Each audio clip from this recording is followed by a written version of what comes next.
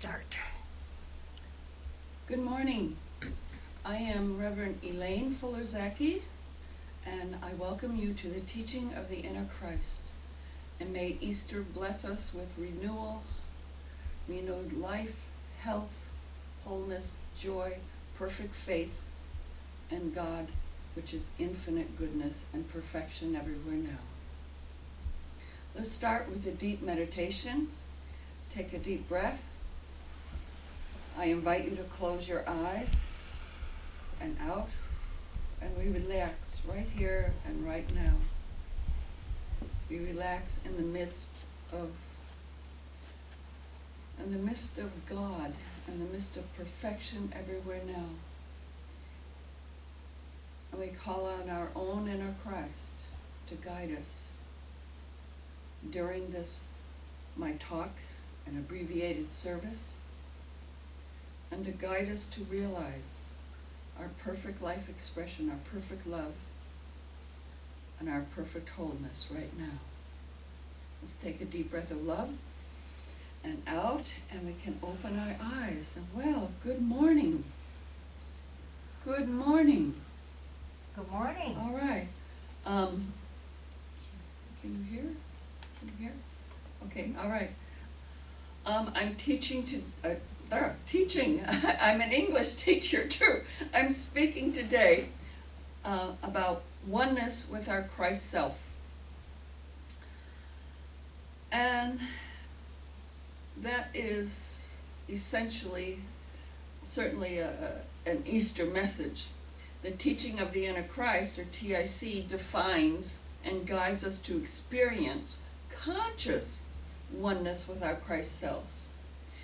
It presents classes, holds services, teaches scientific prayer that works, distributes reading material that helps us, and it helps us in other ways.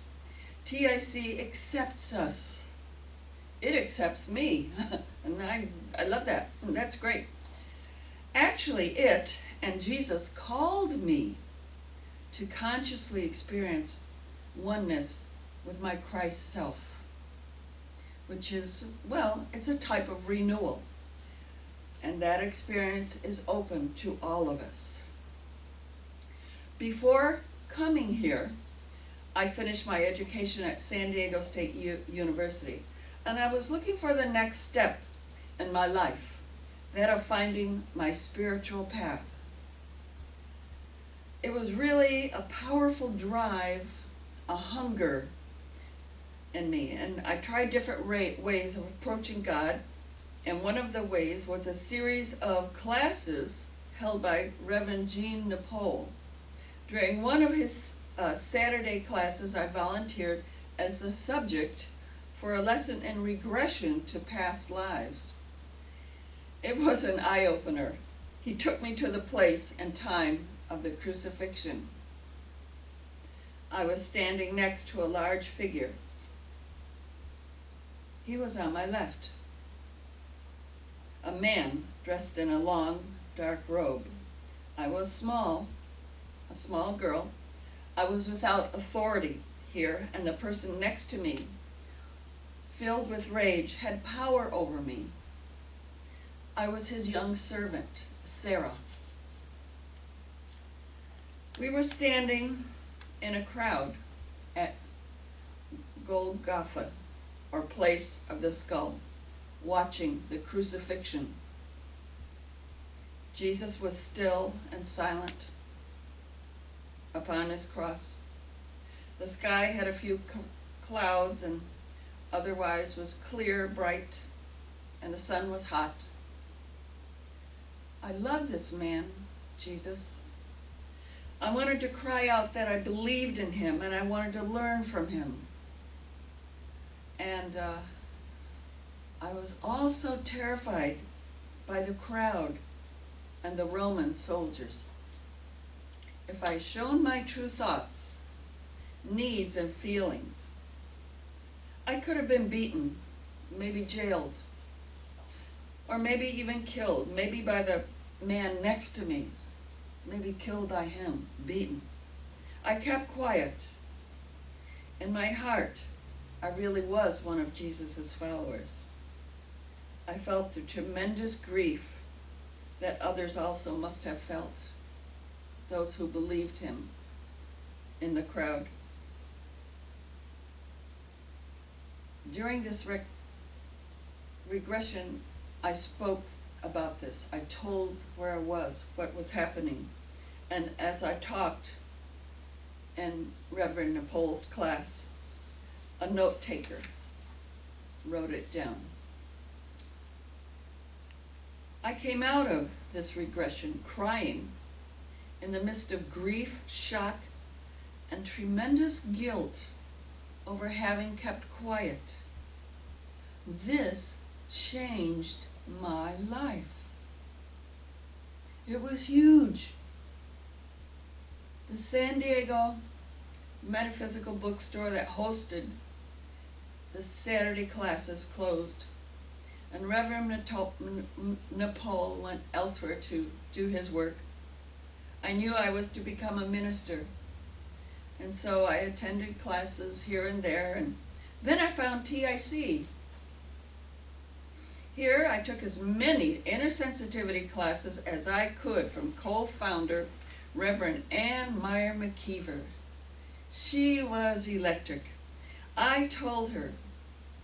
Eventually I told her about my witnessing of the crucifixion and my how I was quiet and afraid and I didn't say anything. And all she said was, "You must be very strong." She had no condemnation, not even the need to forgive me for not speaking out. And my guilt just faded away into freedom. Thank you, Anne. She told me that what I did in the present mattered. And I knew I belonged here. Jesus loved me. He knew I believed in him. And so later he had come to me and guided me to TIC so I could have another chance to follow him. So here I am. And I later learned that Anne herself was an incarnation of Jesus. Oh yes, I believe in reincarnation. I've seen it. So we each have a spiritual center or an inner Christ. TIC guides us to contact this, to recognize it, and accept guidance from that center. Our inner Christ teaches us truth, and the inner Christ, they have names, and mine is Jesus. He is my inner Christ. I'm going to the book of John in the Holy Bible, referring to the Holy Bible from ancient Eastern manuscripts.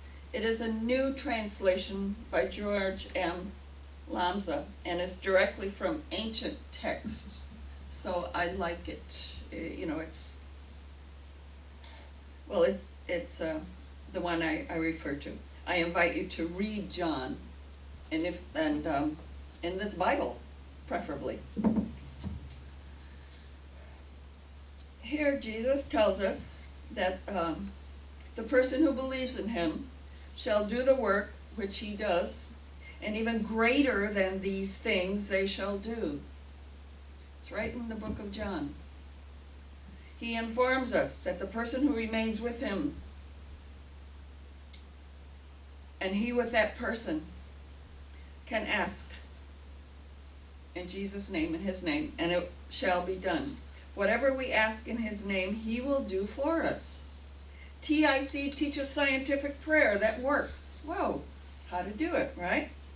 It links the one praying with his or her inner Christ and heals the consciousness of the one praying, thereby paving the way for manifestation. That's what Jesus was talking about. In John, Jesus also sends us, quote unquote, a comforter to remain with us forever. Ann Meyer McKeever taught me that the Comforter was the inner Christ. With our inner Christ, we can do as Jesus did, including teaching and healing. When we remain in the Christ connection, we will therefore bear abundant fruit, or do what we came to this planet to do. The Comforter, our inner Christ, teaches, guides, and heals. TIC instructs people about how to take part in that. It's really a good thing. Jesus even demonstrated that life and is the reality, not death. It's one of the gifts of Easter. I mean, he reappeared after his death. He ate and drank with people. He continued teaching, and then he went on his way. TIC certainly teaches that life continues after death. And we do certainly like to share this truth with all who desire. So in conclusion, life is infinite. We change, not cease. Prayer works with our faith that it does work. Jesus taught faith. Forgiveness is important, as he also taught. And we certainly have our own Comforter, or inner Christ. Who is your inner Christ? I invite you to come to TIC online at teachingoftheinnerchrist.org. Okay, 1 minute please. Or call us at 619-447-7007 for information on classes, meditation, healing, and the book Being a Christ, right? And TIC teaches what Jesus taught, with further explanation and how to do these things. Oh, please also remember to send donations and prayer requests so we may keep serving you. And I want to read this from Being a Christ.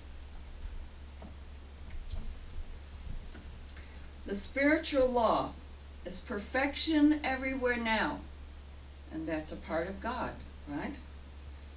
Jesus described the spiritual law as ask and it shall be given to you. This is the law of the absolute, complete goodness of God, available to everyone, everywhere, at all times. The spiritual law creates only perfection. And this is from the book Being a Christ. I invite you to research that too. So that is my reading for today. So I say to you, blessings to all of you this Easter, this time of new life, healing, and guidance. And let's realize that life is a reality. And let's also remember to send prayers for health and wholeness. Love to all of you, and thank you for your attention.